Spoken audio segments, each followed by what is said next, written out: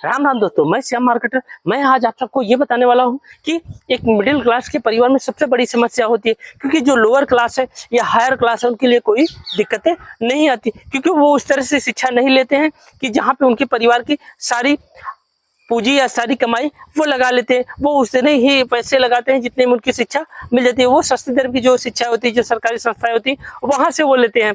वो चीज सफल भी होते हैं, असफल भी होते हैं, तो उनके लिए जीवन में काफी ज्यादा मायने नहीं रखता। वैसे ठीक हायर क्लास है, हायर क्लास भी होता है, उनके पैसे के लिए कोई दिक्कत नहीं, वो कहीं भी शिक्षा ले लेते हैं। उस शिक्षा में ये दिक्कत है, उनको नौकरी मिले या ना मिले उसके लाइफ में कोई दिक्कत नहीं आती। लेकिन सबसे बड़ी दिक्कतें कहाँ आती है? सबसे बड़ी दिक्कतें जो मिडिल क्लास होती है।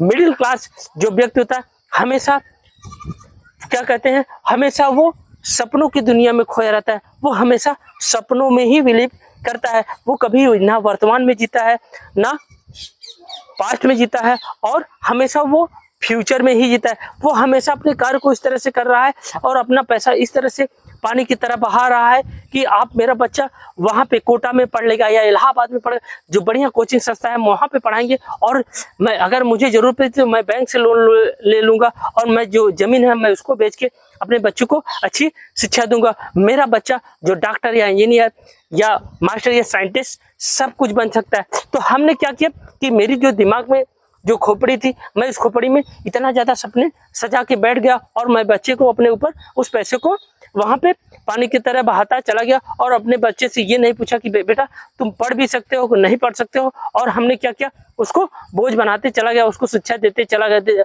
मतलब देते देते आपने इतना पैसा इन्वेस्ट कर लिया कि आपको पीछे आना आपकी बस की बात नहीं है। तो आपने उस किसान की तरह आपने कर्ज ले लिया कि मेरा फसल कल अच्छा होगा, तो मैं फसल जब हो जाएगा तो मैं आपका कर्ज उतार लूंगा। जो साहूकार होते हैं, बैंक से आपने इतना ज्यादा लोन ले लिया, और हो सकता है उस साल आपकी वर्षा न ठीक निकले और आपका फसल चौपट हो जाए या ओला प्रभावित, कुछ भी हो सकता है।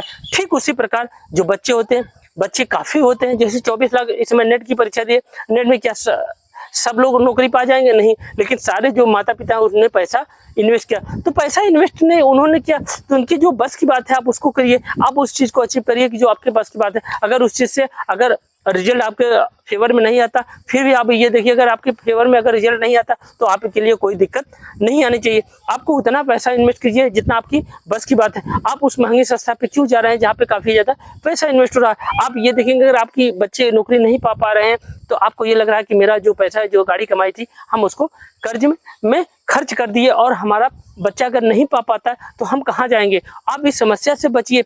आप क्योंकि आप बच्चे को पढ़ाने के लिए भेज रहे हैं, हो सकता है आपका बच्चा जो इस समय परीक्षा दे रहा है वो उसके समय फेवर में रिजल्ट ना आए।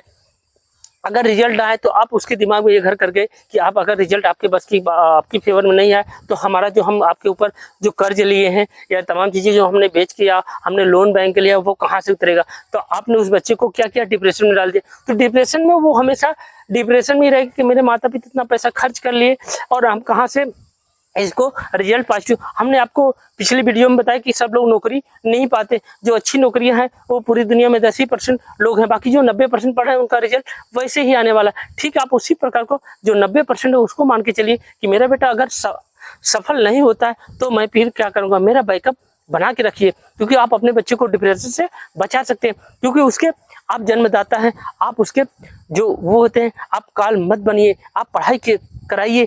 आप पढ़ाई जितना आपके बस की है आप उतना पढ़ाइए। आप उसको डिप्रेशन में ये कभी मत डालिए कि हमने आपके चक्कर में इतना पैसा खर्च किया है। गीता में लिखा गया है कि जो क्या लेके आए हो क्या लेके जाओगे। आपने कर्म किया, आपका फल वो होता है ना, जो फल देने वाला है वो ऊपर है। भगवान श्री कृष्ण ने कहा कि आप कर्म करिए, आप फल की इच्छा मत कीजिए। ठीक उसी प्रकार आप अपने बच्चों को पढ़ाइए कि आप बच्चे को ये बताइए कि आप शिक्षा ग्रहण करिए, आप मेहनत से करिए। हो सकता है आपका रिजल्ट आपके फेवर में आए, आपका हो सकता है फेवर में ना आए, लेकिन उस समस्या से आप उस चीज को दूर करिए। आप इस चीज को कभी उस बच्चे के मन में मत आने दीजिए कि आपके फेवर में नहीं है, आप इस तरह से डिप्रेशन में चले जाए। तो आप शिक्षा अच्छे से लीजिए। अगर नहीं मिलता है, आप अभिभावक को उसका समझे, अगर हमारे फेवर में रिजल्ट नहीं आता तो कोई बात नहीं, आइए। अगर आप डॉक्टर की पढ़ाई कर रहे हैं तो आइए, मैं मेडिकल डालूंगा। तमाम चीजें हैं जहाँ पे आप करके अपना रोजी रोटी बसर कर सकते हैं। हो सकता है मैं हायर क्लास ना बन सकूं, लेकिन लोअर क्लास भी बंदे जीते हैं। हम उस तरह से क्यों नहीं सोचते? तो आपको इस तरह से सोचना चाहिए और अपने बच्चे को हमेशा अभिभावक के एक दोस्त, एक फ्रेंड की तरह रखिए, क्योंकि आप उसको डिप्रेशन में डालेंगे तो आपका जो बच्चा है कुछ अनर्गल कर देगा। जो सुसाइड कर लेते हैं और जो डिप्रेशन में चले जाते हैं, जो मेंटल हो जाते हैं, वो इसलिए हो जाते हैं क्योंकि आपने उनके ऊपर इतना ज़्यादा बोझ बना दिया। आप उनको कह के भी उनके जीवन को जीना एकदम दुश्वार कर लिया। वो बच्चा हमेशा ये सोचता है कि मैंने इस चीज़ का चूज क्यों किया, मैं इस चीज़ को न चूज करता, कम से कम अपना जीवन व्यतीत कर लेता। और से बच्चे हैं जो जी रहे हैं, जो नौकरी नहीं कर रहे हैं, वो कैसे जी रहे हैं, वो बिंदास है, लेकिन हमने इस चीज़ को चूज किया और हमारे माता पिता हमारे ऊपर इतना ज़्यादा बोझ ला दिए, वो हमारे लिए दिक्कत खड़ी हो रही। तो इस दिक्कत को से बचना चाहिए। आपको समस्या को हल करना, आप समस्या को मत बिगाड़िए। मेरा उन तमाम अभिभावकों से निवेदन है कि आप अपने बच्चों को इस तरह से पढ़ाइए कि अगर वो नहीं पाते कोई बात नहीं, हम कहीं और पढ़ाएंगे, हम कोचिंग से, बहुत सिस्टम है जहाँ से आप पैसा कमा सकते हैं। एक सरकारी ही जरिया नहीं होती है। एक आपका ये ऑप्शन होता है प्रथम, अगर प्रथम ऑप्शन खत्म हो गया तो द्वितीय ऑप्शन में आजमाइए, अगर द्वितीय भी खत्म होता तृतीय चौथी, बहुत से ऑप्शन है जहाँ से आप पैसा कमा सकते हैं। एक पैसे का माध्यम होना चाहिए। आप हमेशा उस डर को, उस लगाव से दूर रहिए। अगर ये वीडियो आपको अच्छा लगे तो ज़्यादा से ज़्यादा शेयर कीजिए, ज़्यादा से ज़्यादा लाइक कीजिए, ज़्यादा से ज़्यादा कमेंट कीजिए। धन्यवाद, थैंक यू, जय हिंद, जय भारत।